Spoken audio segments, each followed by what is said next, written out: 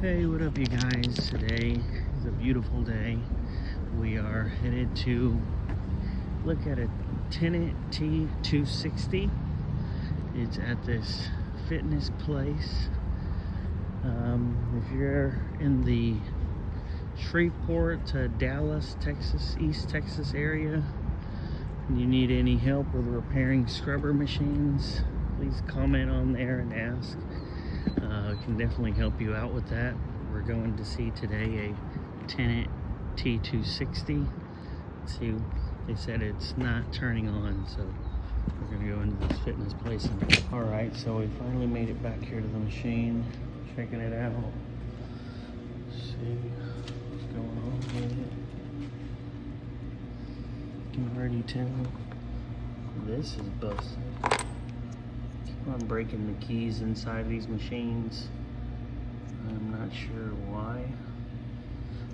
And sometimes this gets bent and it thinks that the charger is on. And if this toggle switch isn't all the way open, the machine won't come on. We're gonna open this up and see what we can do about this here and why it's not coming on.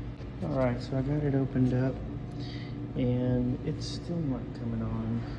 It should already be coming on just because the switch isn't exposed anymore.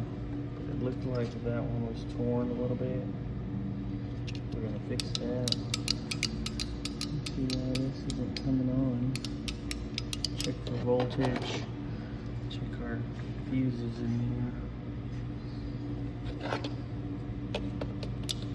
Keep on looking into it. Alright, batteries are completely dead. Gonna need probably new batteries.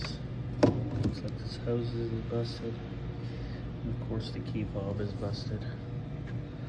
And also found that the holder for the waste tank hose, drain hose is broken. So we're gonna put those on a quote and see if they accept it, and we'll go from there to repair it.